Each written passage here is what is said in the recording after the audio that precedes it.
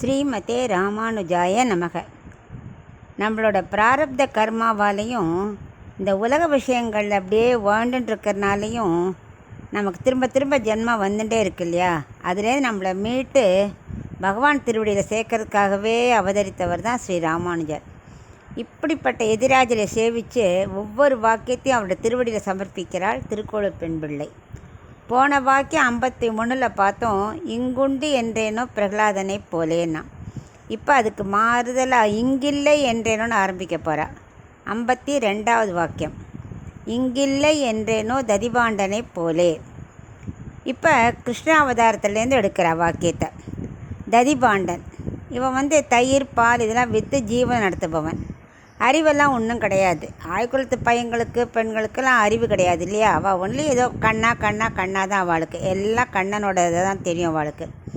ததிபாண்டனும் அப்படி தான், எப்பவும் கண்ணன் நாமத்தையே சொல்லிகிட்டு இருப்பான். பிருந்தாவன கோபியர்கள் எப்பவும் கண்ணன் தானே ஜெபிச்சுட்டு இருக்கா. அவளுக்கு தெரிஞ்சதே கண்ணன் மட்டும்தான். தினமும் கண்ணன் வெண்ணெய் திருடுவானா. ஒரு நாளைக்கு கோபியர்கள் யசோதா எல்லாரும் கண்ணனை விரட்டின்னு வரா. தினமும் கம்ப்ளைண்ட்டாக ஒரு நாள் விரட்டின்னு வரா. கண்ணன் அப்படியே பயந்த மாதிரி ஓடுறான். இதை ததிபாண்டன் பார்த்தான். ஓடி வந்த கண்ணனுக்கு எங்கே ஒளிஞ்சிக்கிறதுனே தெரியல. ததிபாண்டன் வீட்டில் ஒரு பெரிய பானை இருந்தது. மற்ற பானையிலலாம் தயிரெல்லாம் இருந்தது. ஸோ இந்த ஒரு பானை தான் கொஞ்சம் காலியாக இருந்ததுன்னு அதுக்குள்ளே ஒளிஞ்சுட்டான். அகிலாண்ட கோடி பிரம்மாண்ட நாயகன் இல்லாத இடம் உண்டா? எங்கே நினச்சாலும் எப்படி வேணால் அவரால் நுழைய முடியுமே, அந்தரியாமையாக உள்ளேயே இருக்காரே. அப்படி பானைக்குள்ளே போகிறதா கஷ்டம்? அவர் பானைக்குள்ளே போனதும் தன்னை யாராவது பார்க்குறாளான்னு வேறு சுற்று இப்படி துருதுருன்னு கள்ளப்பார்வையால் பார்க்குறாராம். கள்ளப்பார்வை ஒன்றே போதுமேங்கிற மாதிரி அப்படியே எல்லாரையும் மயக்கிற பார்வை. ததிபாண்டம் மட்டும் அதை பார்த்துட்டான். அவனுக்கு தெரியாதுன்னு நினச்சிட்டான். பார்த்தா ததிபாண்டம் உள்ள அங்கே பார்த்துட்டான். உடனே கண்ணை அவன்கிட்ட பாரு, யசோதா மற்ற கோபியெல்லாம் என்னை துரத்தின்னு வருவா, இங்கே இருக்கிற விஷயத்தை நீ அவட்ட சொல்லிடாத, என்னை காட்டி கொடுக்காத, என்ன நீ நன்னா இருப்ப அப்படின்னு ரொம்ப பயந்தவன் மாதிரி சொல்கிறான். எப்படி இவருக்கு பயந்துட்டு சூரியன் வாயு அக்னி மற்ற உலகத்தில் இருக்க அத்தனையும் ஏங்கிறது.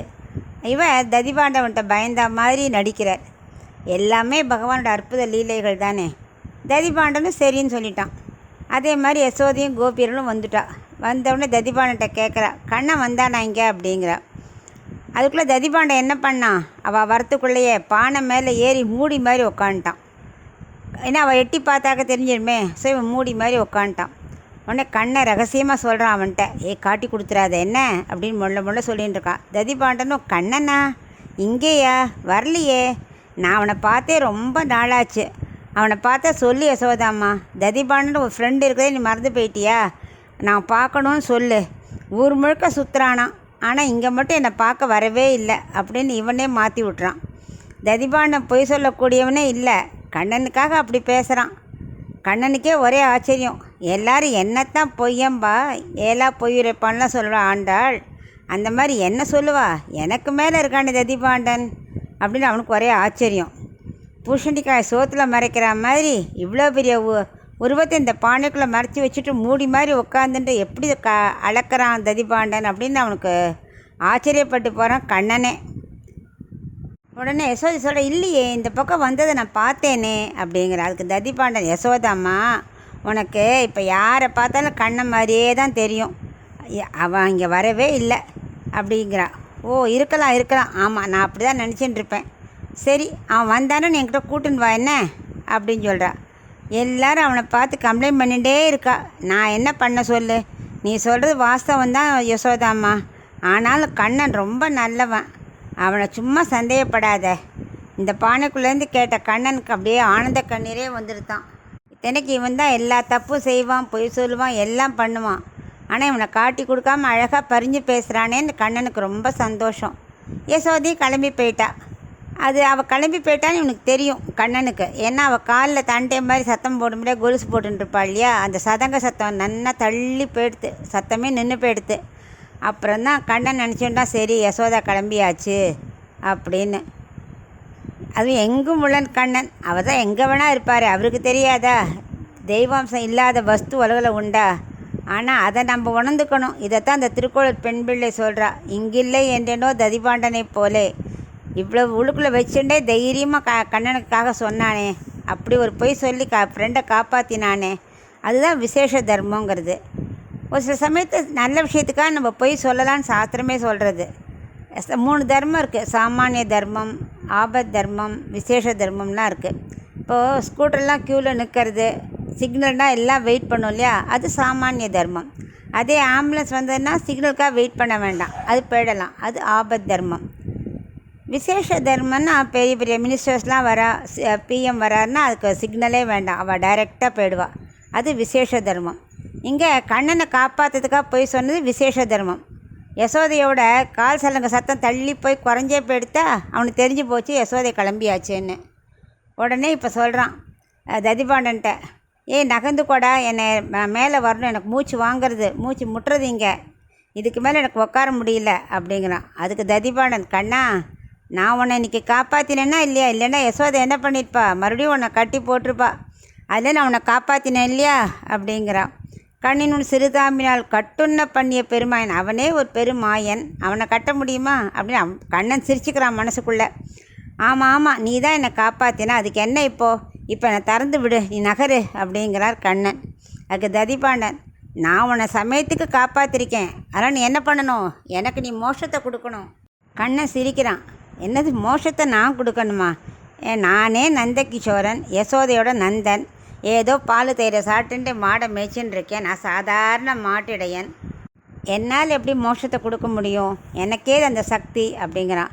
அதுக்கு ததிபான, தெரியும் உன்னை பற்றி, நீ பூதனைக்கு மோட்சத்தை கொடுத்த, மற்ற அசுரர்களுக்கெல்லாம் நல்ல அனுகிரகம் பண்ண, உன்னால் முடியாதா, காளிங்கனை அடக்கின, 7 நாளில் கோவர்த்தன மலையே தூக்கி கொடையாக பிடிச்சி எங்கள் எல்லாரையும் காப்பாற்றினேன், எனக்கு எல்லாம் தெரியும், நான் அதெல்லாம் விடமாட்டேன், நீ எனக்கு மோட்சம் கொடுத்து தான் ஆகணும் அப்படிங்கிறான்.